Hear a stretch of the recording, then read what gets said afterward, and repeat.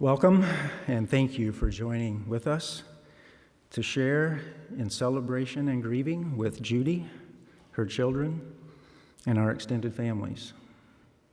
We welcome you to the celebration of life service for John Moyer Kolb. My name is Rick Loneker, son-in-law, married to daughter Jan. In the category of I didn't see that coming, my son Andrew was working on Grandpa John's van in our driveway a few days after John's passing. Andrew walked into our garage and said, "I just thought of something."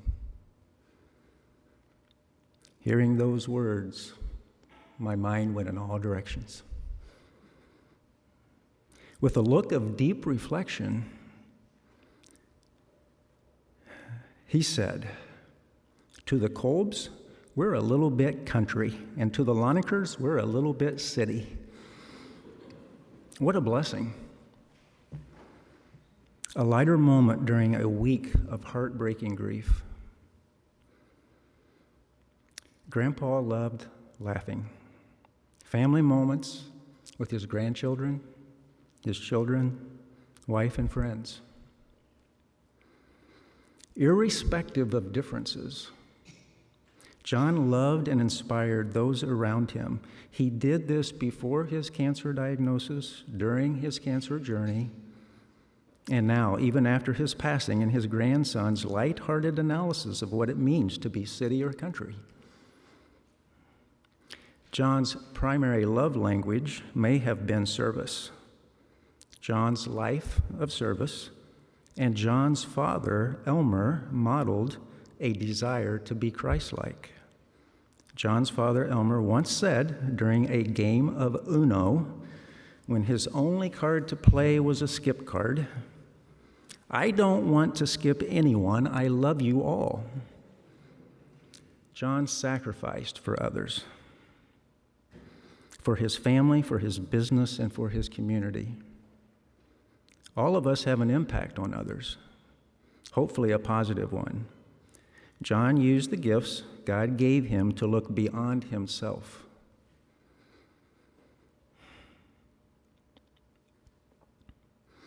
Serving others in the formation of retirement communities, here at College Mennonite Church, in the form of finance committees, building renovation committees, as an extension of College Church, the College Center for Young Children, also known as CCYC, and the Pumpkin Vine Nature Trail are examples.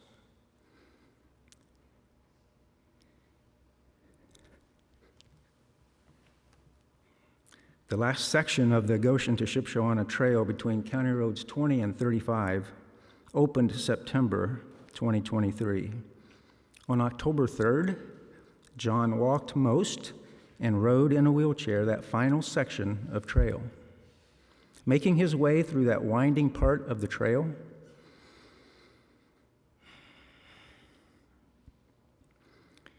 several bikers rode past, some serious bikers speeding by, some families with little children meandering along. Here were many people enjoying a warm fall evening with the leaves changing and the sun setting, thanks in part to the person they were riding past. Judy requested Psalm 84, 1-4 to be read. This passage is a celebration of the joy of being with God and the desire to be in His presence. Verse 1, "How lovely is your dwelling place, Lord Almighty." 2, "My soul yearns, even faints, for the courts of the Lord. My heart and my flesh cry out for the living God." Verse 3, "Even the sparrow has found a home, and the swallow a nest for herself, where she may have her young, a place near your altar, Lord Almighty, my God and my King." Verse 4, "Happy are those who live in your house." This passage in Psalms is not so much about going to a particular place, but more so about who and what may be found there. the very presence of God. It is because of God's presence that the psalmist says in verse 4, "Happy are those who live in your house."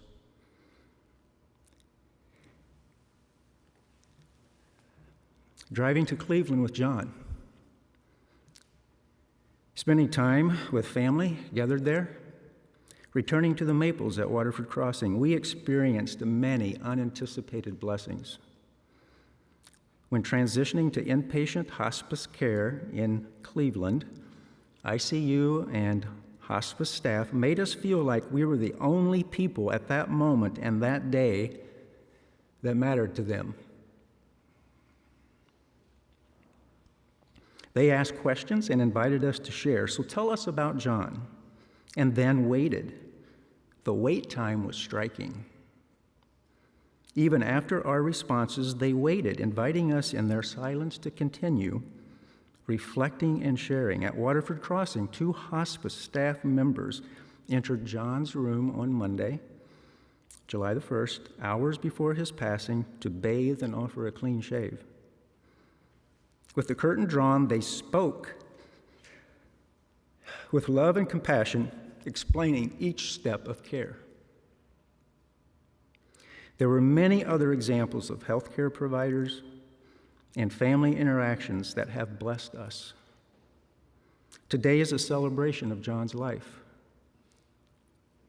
As we celebrate, you're invited to ponder 3 questions resulting from these Cleveland trips, conversations with John, and experiences with others. 1, what comes to mind when you hear the word faith? 2, how would you describe your faith journey up to this point in your life? And 3, what sustains you in times of trouble? Psalm 84, 1-4 is about being in God's presence, the delight of worship, the blessing of being in the Lord's house. Whether it's in this building, the Pumpkin Vine Trail, or anywhere else.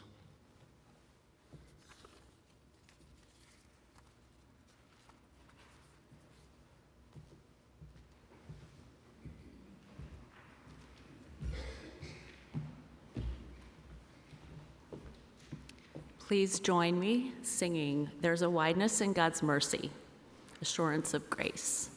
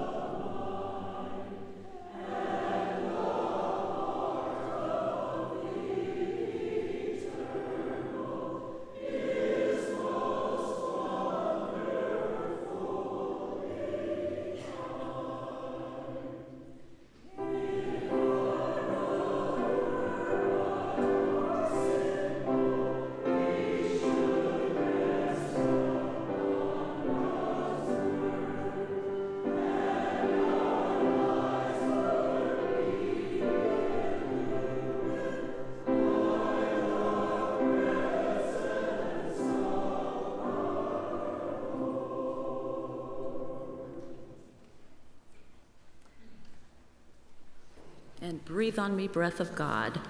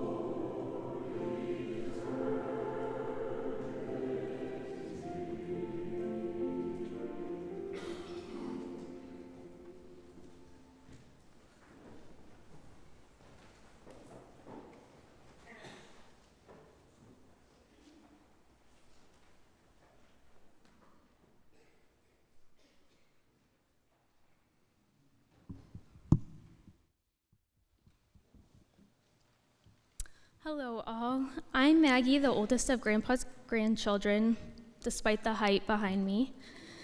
Today I was asked to share a memory about my grandfather.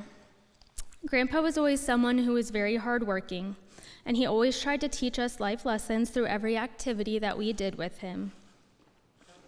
Some of the most memorable for me was his passion for Waterford Crossing.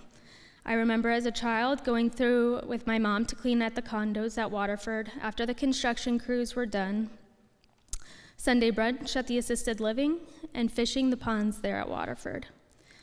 One particular day, I remember my siblings and I were spending the day with Grandpa and Grandma, and Grandpa had an agenda.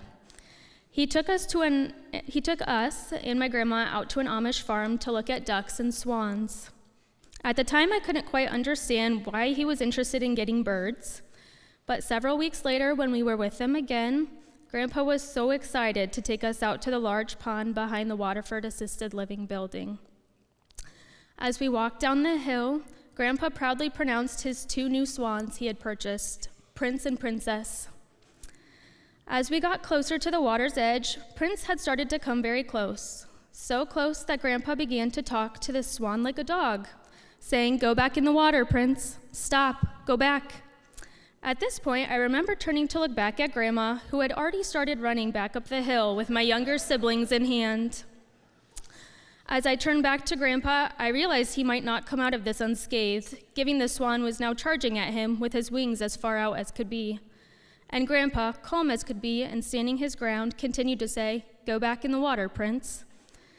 While it all ended okay, I now know it was most likely the talk amongst the assisted living residents that afternoon. Looking back, I'm not quite sure what Grandpa's life lesson was in that moment. However, I've come to appreciate the community that Grandpa helped create with Waterford Crossing. His passion to his work and his attention to details, such as getting swans for everybody to enjoy. Now in my daily work as a social worker at Elkhart General, I get the opportunity to refer people to Waterford Crossing every day.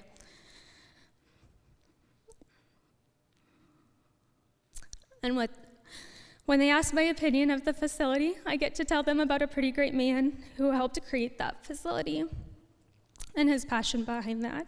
And that man was my grandpa, Grandpa John.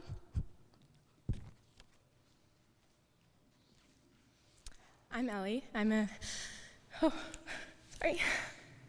another one of John's granddaughters, Jan's daughter. This journal I gave to my grandpa when he was diagnosed with cancer. I gave him prompts to write in because I wanted to know more about my grandpa's life, and I valued that. So I'm going to read a little passage of what he wrote to me in his journal, and then I'll read a little bit of what I wrote.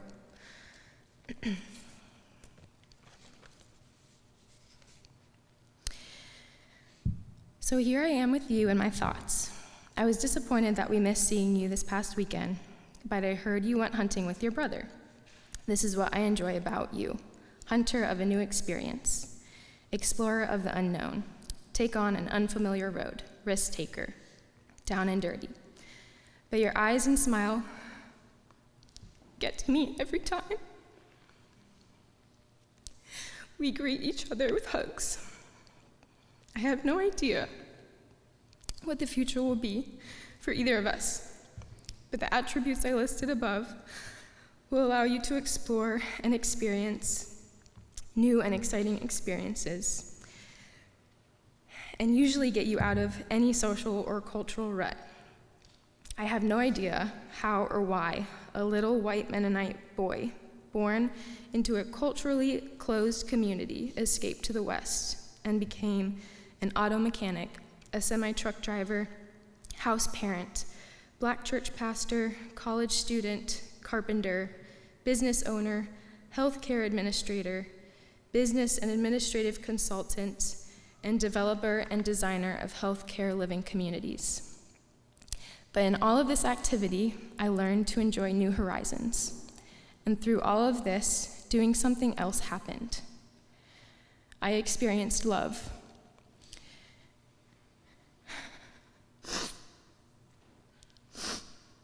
It was first given to me by my parents. Both expressed genuine caring and caressing. Then I noticed a very attractive, shapely female who said yes. Then no, then yes, then not sure, and finally I will. Judy and I were undoubtedly too young to marry, but probably had many of the qualities I now see in you. We took risks, we explored, we wanted to see new roads, and we did. That's what Grandpa wrote me. So my grandpa was a very special man to me. I have many, many memories of Grandpa, like wheelbarrow races with my cousin CJ, sleepovers at the 8th Street house, his all-encompassing hugs, Green Rivers at the Southside Soda Shop, and the Boundary Waters trip we went on together. But as I was thinking about his impact on my life,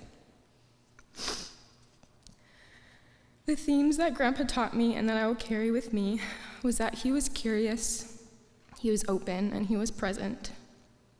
Grandpa was an explorer of people and things. He wanted to know more, learn more, and experience more from people and the world around him.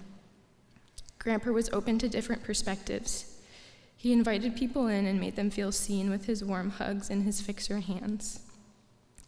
Lastly, Grandpa was present in our lives. He and Grandma rarely missed soccer games, basketball games, choir concerts, and 4-H shows. He invested in us and showed up when it mattered. Moments such as this in life often make people reflect about their own lives. Questions of meaning and purpose may entertain our thoughts. And the main thought that has been circling my mind these past weeks has been this: the only thing we're really promised in life is death.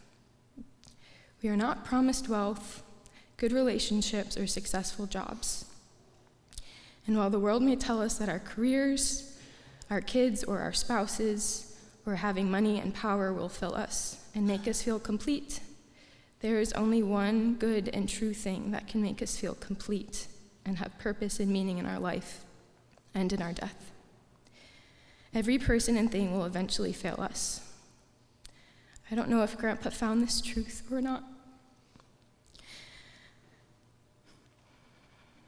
However, I know the gifts he was given was curiosity, openness, and being present.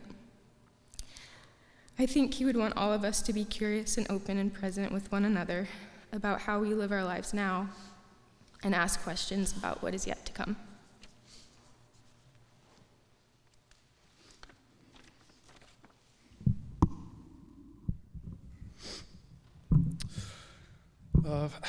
First of all, I just want to thank you all for being here today to honor. I didn't think I was going to do this.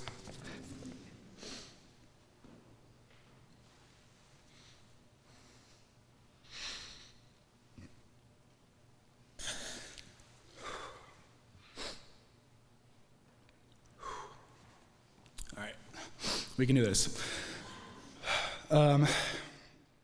My name is Andrew Lonecker, and I had the privilege of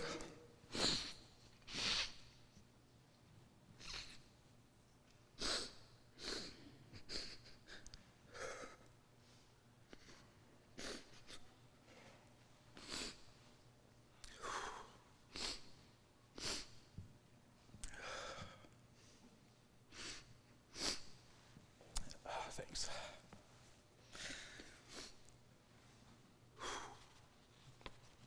This may take a while. I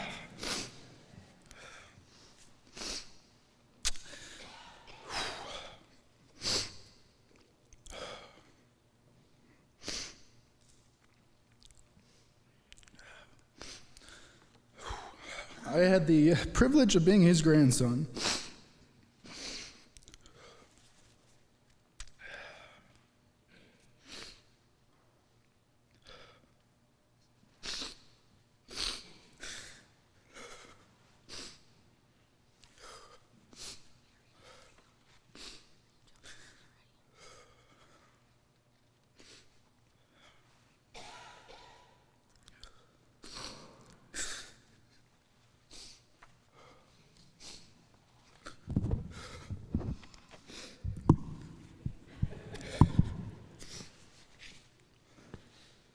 Grandpa John was a great businessman with a sharp mind and a kind heart.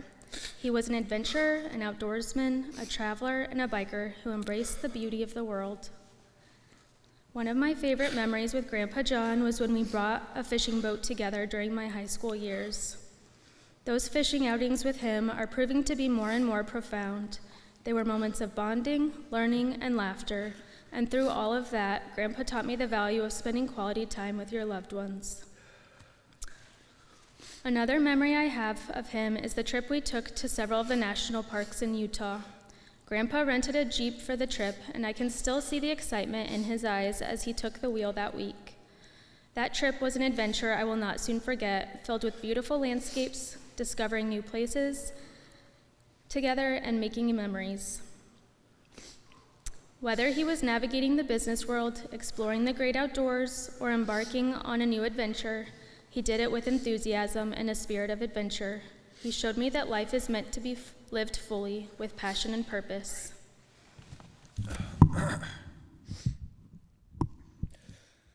Okay. My favorite Bible passage for the last couple years has been 1 Thessalonians 5:16 through 18, which says, "Rejoice always, pray continually, Give thanks in all circumstances, for this is God's will for you in Christ Jesus.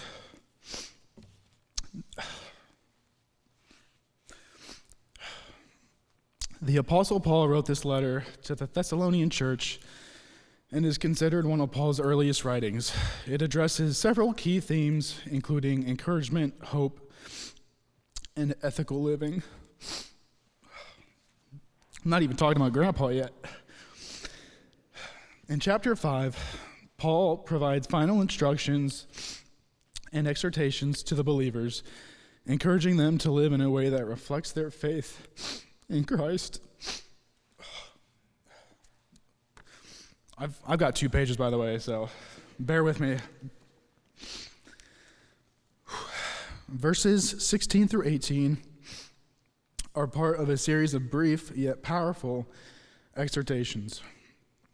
Paul urges the Thessalonians to maintain a joyful, prayerful, and thankful attitude regardless of their circumstances.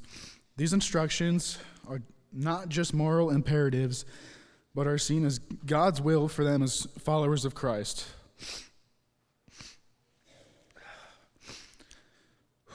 By encouraging them to rejoice always, pray continually, and give thanks in all circumstances,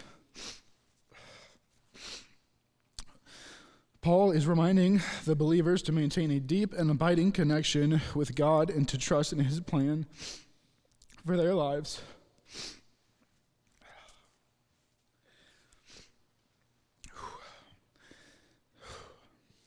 The message of 1 Thessalonians 5:16 through 18 holds profound significance when contemplating death and loss. In the face of death, rejoicing might seem challenging. However, this passage encourages us to find joy in the knowledge of eternal life and the promise of reunion with our loved ones in Christ. It is a reminder that our hope transcends the temporary struggles of the world. During times of grief, continuous prayer becomes a vital source of comfort and strength. Prayer helps us to stay connected to God, seeking his presence and peace as we navigate the pain of losing someone dear to us. It reassures us that we are not alone in our suffering. Gratitude in the midst of loss may seem counterintuitive, but it encourages us to reflect on the blessings we experience through the life of the one we lost. By giving thanks for the memories, the love,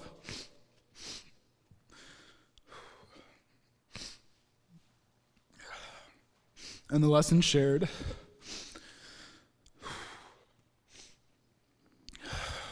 we honor their life and find solace in the enduring impact they had on us.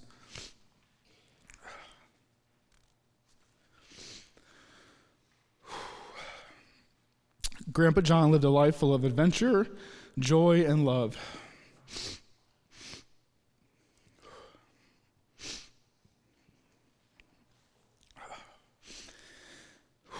Even in his absence, I find reasons to rejoice for the times we shared, to pray for strength and comfort,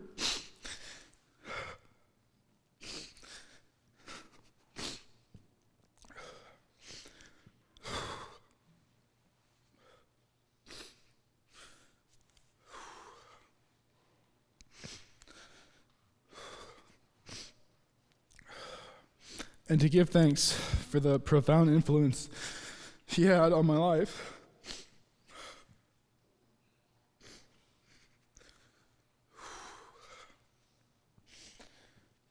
This passage from Thessalonians reminds us to hold on to our faith, to cherish the memories, and to trust in God's plan, even when faced with the sorrow of death. As we say goodbye to Grandpa John today, let's remember the lessons he taught us and the love he shared. Let's honor his memory by embracing life with the same vigor and joy that he did.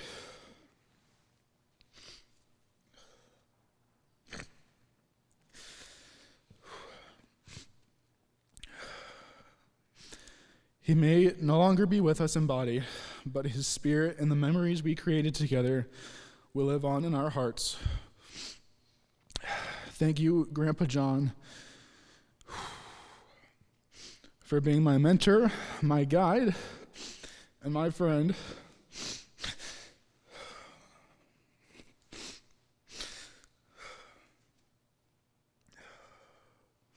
One more sentence, we can do it.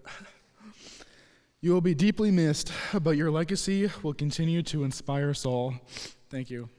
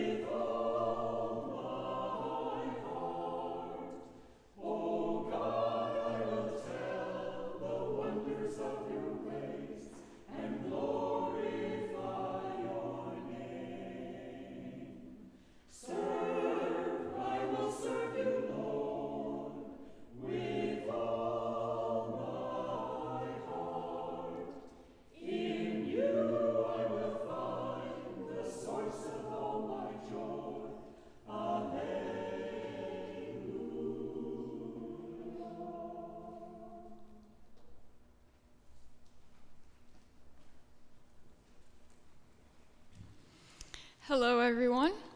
My name is Catherine Detweiler. I'm the daughter of Janelle and Clayton and the granddaughter of John and Judy. So for my whole life, Grandpa was more than just a grandfather. I had the privilege of being raised by him and Grandma. Every morning before school, I knew I would be woken up by either Grandma or him, and if it was Grandpa, I knew I would be having orange juice and Sprite for breakfast, because he said that the bubbles just made it more fun. He also may have said not to tell Grandma about the pop for breakfast. CJ and I spent every Thursday night at Grandma and Grandpa's house growing up. We all had our spots around the table where I can recall some of my fondest memories of Grandpa sharing stories, especially about my mom. He would fill in the missing pieces for me about her life and how I reminded him of her. This often included a lot of tips and coaching in my athletics, like, "Catherine, your mom was so good at those little bunny shots around the basket in basketball. Just go for those more." Clearly, Grandpa did not like the look of my three-point percentage. I will always remember the countless golf cart rides after dinner that soon turned into me driving the golf carts myself while working for Grandpa the summer after my senior year of high school. Bless that man and his patience. If only you could all have seen him in the middle of the field trying to teach me how to ride the zero-turn mower. It was a long morning of, "Catherine, now look, you can't cut the corners that fast. You are tearing up the ground." But by lunchtime, we were both back in the house in one piece, ready to enjoy a meal with Grandma. That summer showed me how hard of a worker Grandpa was and how he never felt like anyone or anything was beneath him. This is something I will always hold on to because he did not have to weed on his hands and knees with me in the blazing sun, and he didn't want me out there all night, he said. His love knew no bounds. Recently, Grandpa told me before I left for my study abroad in Vietnam that when he would drop me off at preschool, I would bawl my eyes out and beg him not to leave me there. This time, his tears were falling down his face. He said this was a similar situation, but he wanted me to go and return and tell him all about it. He said it was a see you later rather than a goodbye.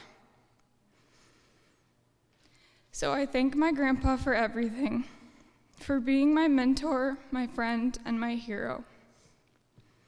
His light will continue to guide me, and I will carry his spirit with me always. See you later, and with all my love. Thank you.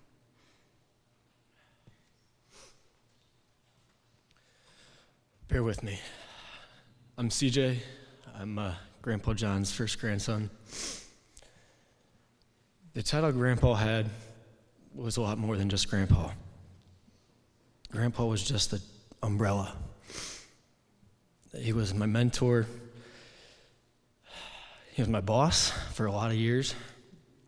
He was my breakfast buddy at the county seat with all of his buddies at 6 a.m. That's also where I started drinking coffee at the age of 12 years old.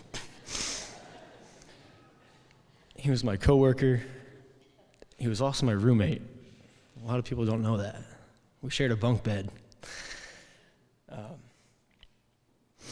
But most importantly, Grandpa was my best friend. He was always there. He never missed anything. He was the one that taught me how to drive, even at the age of 14. He would let me drive his truck to plow Waterford Crossing while he shoveled the sidewalks, even though that should have been my job.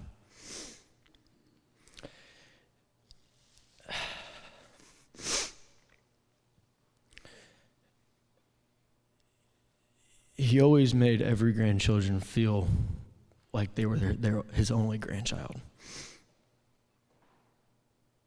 He treated us all the same, and he loved every single one of us with as much as he could give. I fortunately had the opportunity to spend a lot of my childhood spending days in and days out with Grandma and Grandpa.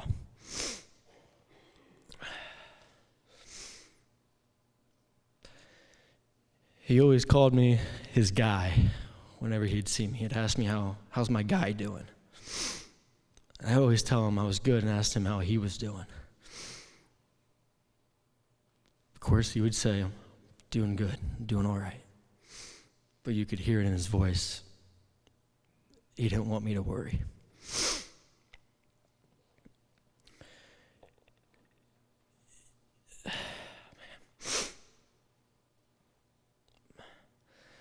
The bond I had with him started at a very, very young age, spending games at Chicago at the Cubs, to laying sod at Waterford Crossing when he was developing the condominiums, to Thursday night dinners with Grandma and Grandpa. One of my good memories with Grandpa was the senior trip, that after each grandchild graduated high school, Grandma and Grandpa would take that grandchildren on a senior trip of their choice. When Grandpa started talking to me about it my senior year, he asked me if I wanted to go to a Cubs game. I said, awesome, yes, we haven't been to Chicago for a Cubs game in a while. His response is, oh, we're not going to Chicago. I said, where are we going? He goes, we're going to San Francisco. I was like, I've never been to California. Okay, let's go. I thought we were just going for games. That guy turned it into a whole 4-day trip. He always went above and beyond, and he always loved to show me his love of travel and his love to see the world. But my best memory with Grandpa was when I would sit at the dinner table with him, and he would just pour his wisdom and advice into me. And yes, Grandma, he would talk a lot. But he always got to the point, and I always understood what he was trying to tell me. He saw a lot of himself in me, and he wanted to pour that into me. And I can see a lot of him and his worth ethic and his love and just his act of service for others. He wanted me to understand the way that he went about things because he could see I was thinking the same way. And to have those memories with him of his explanations and him being the person I can go to, I'll never forget those memories and those conversations. The last time I was able to talk to Grandpa was when I was home. I came back from Florida in June, and I had breakfast with Grandma and Grandpa before I went back down to Indianapolis. And as we were standing in the parking lot, he had told me that he was going back to Cleveland for treatment. Yes, I worried about him, but he reassured me that he was going to be okay. And as he hugged me with his full arms, the last words he said to me was, I'm proud of you, and I love you.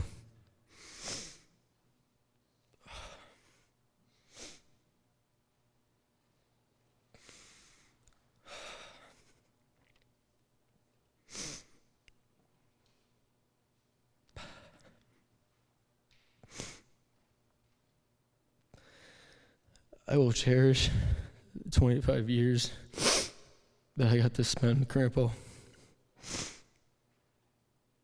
And I'm proud of you too, Grandpa. I love you.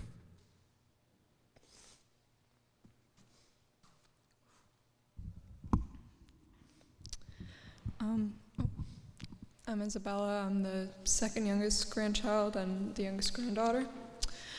I had this down yesterday, but you can't always predict unforeseen circumstances.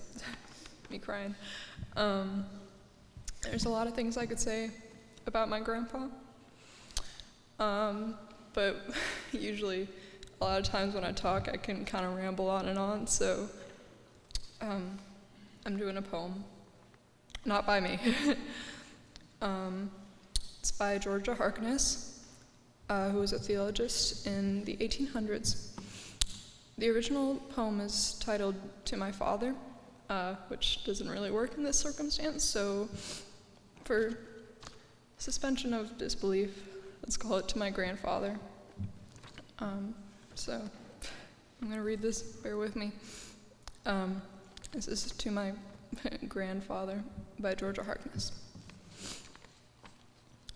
A giant pine, magnificent and old, stood staunch against the sky and all around, shed beauty, grace, and power. Within its fold, birds safely reared their young. The velvet ground beneath was gentle, and the cooling shade gave cheer to passers-by, as if to say, "Fear not from life's alarms." It fell one day.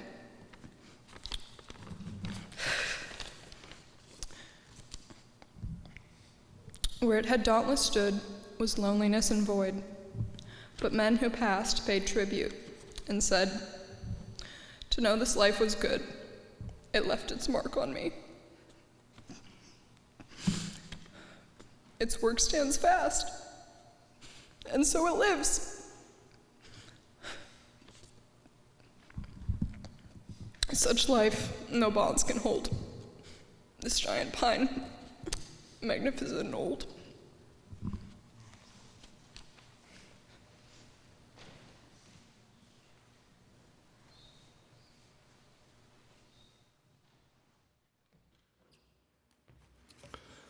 The first words that we all said and sang together in here today were, "There's a wideness." I think that pretty much sums it up. John and I grew up in a home where whenever anyone would come, both physically and sort of emotionally or even spiritually, our mom and dad would put another board on the table. There was always enough room. So I think it's really appropriate that the song, "There's a Wideness," was the first thing that we said together as a gathering today. So I want to have that thread hold together for you for the next bit here in my meditation with you today. Because I think there's one thing about John that stands out to me, and that is how he poured his entire life, at least, I came on a little bit later, but the life that I knew that John had was he poured his life into identifying people and people's needs, and then challenged every convention to try to get those needs met in a way that preserved the dignity and the importance to the individual whose needs were being met. He was always an inspiration to me about that, and I suppose I took some of that, and John was always a bit more silent and letting his acts and his movements dictate sort of his beliefs. Somehow I landed on the words in the family, so I used my mouth perhaps more than John, and that had gotten me in a lot of trouble, even with John. So in this celebration of John today, I'm here today trying to generate a wideness in the spirit of my brother, because I know there's an incredibly diverse range of understandings here today about what the sacred means. So it'd be crazy for me to try to get it all in line. So what I'm going to try to do here in the next several minutes is to create a wideness, and I ask you to join me in that.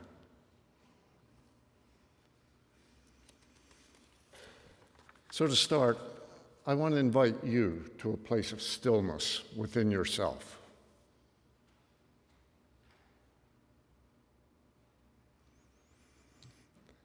And in that place of stillness, I want to read a poem that I wrote about 6 months ago, not knowing how I would use it. And it seemed today was a good day to use this poem. It's called When Grief Comes. When grief comes to sit on the garden bench of the heart, it sprawls across the sturdy seat like a weary pilgrim, allowing little space for others also seeking rest among this natural beauty. But heartache needs to be here. It needs a place to pause. So let's warm some soup. Let's bake some bread.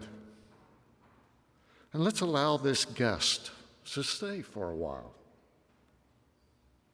And when you are ready, simply implore this consuming sadness to make space for other pilgrims who also need to linger in this garden.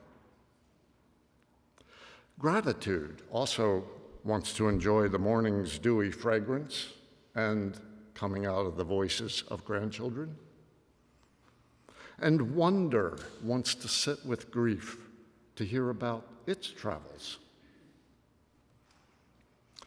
This garden is yours, though the bench belongs to every seeker and is there for the temporary rest of the weary.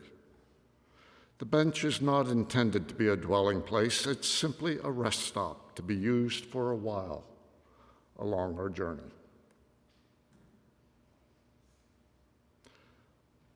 So if you're comfortable closing your eyes, you may. If you would like to just soften your gaze, I want you to join with me in some moments of inner reflection. First of all, take a few deep breaths to appreciate the breath that you have.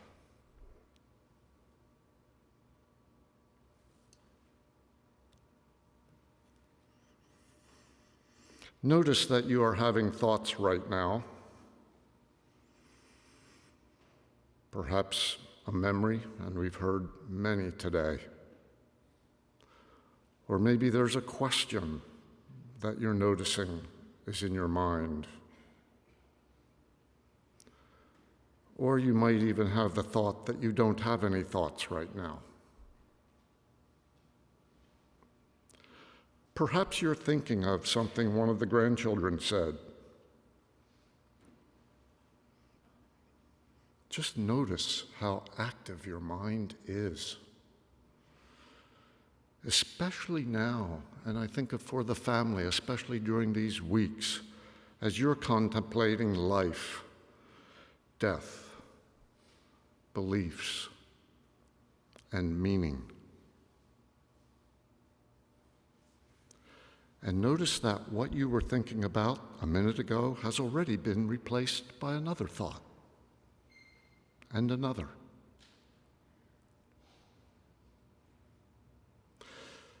Being here in this sanctuary at this time, no doubt, also brings up feelings. You might have a wave of sadness, or a fullness, or a longing. Perhaps you have feelings of loss, or of wonder. You might even have feelings of worry or bewilderment as you wonder how long this feeling is going to last. Just notice, like you did with your thoughts, how feelings come and go, a bit like waves greeting the shore.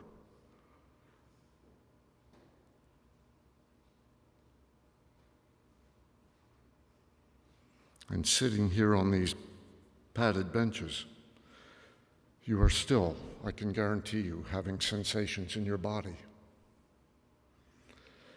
You might feel tired. You might be weary.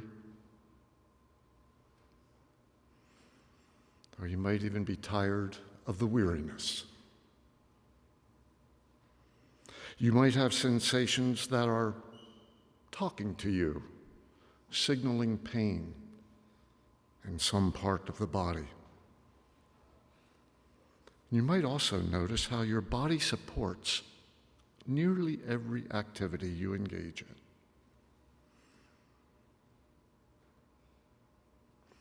So here we are,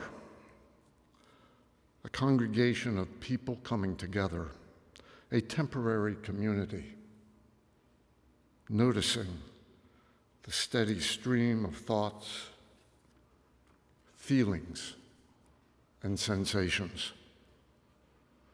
But I want to ask you, what is it that has remained unchanged during that time? For each of us, it's the experience of simply being myself. We know our name. We refer to ourselves, as I say, when we say, I am, fill in the blank. It might be, I am tired. I am hungry. I am grieving. I am happy. We often name ourselves by saying, I am. We are aware of ourself. This name that we give ourselves is the name that we give it before, during, and after any experience we have. We remain. I am. That sense, I am, remains. And at this age, and I'm looking out here and seeing a lot of gray hair, I'm still the 19, 20, 30, 50-year-old, whatever, pick a number. I'm looking out through eyes that I've looked out through for nearly 80 years.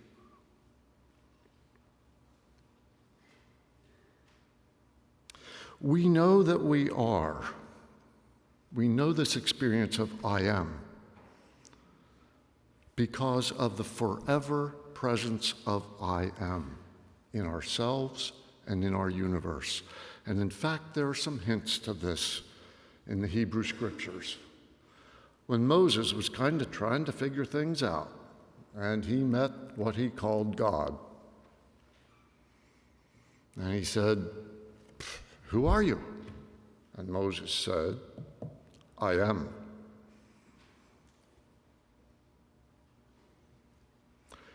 And then in the New Testament,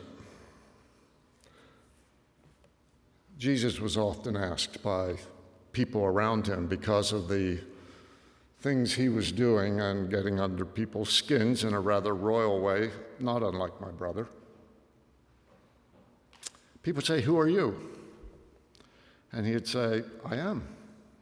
In fact, I was before Abraham." Well, that really made it difficult for the religious elite at that point because that didn't fit their schema. And some of you might know the story and the outcome. It was complicated, but it wasn't final. Because you see, I am has no beginning, has no now, and has no tomorrow. That's what's called eternity. There is no beginning. It just is. And the more we can step into our own experience of I am and realize that that is just the light of the great I am shining through us, that is the experience that we all have, every one of us, everything and everyone. Sacred texts around the world remind us of this same knowing in many, many different ways. That this being aware, being in the I am, is our shared being. So that when I look at you and you look at me and we see other, we have already stepped out of our oneness. We've stepped out of what we said when we first spoke today. There's a wideness. If indeed there is a wideness, like the ocean, like the sea, then there are no boundaries. So today we celebrate the person we knew as sweetheart, as husband, as dad, as grandpa, as great-grandpa, colleague, partner, cyclist. So many. We've heard about a lot of it. And brother.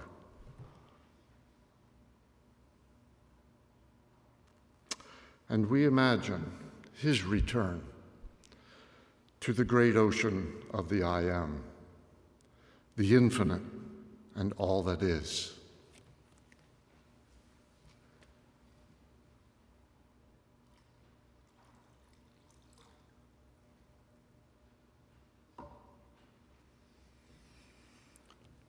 So in the name of all that is holy and all the holy names, so be it.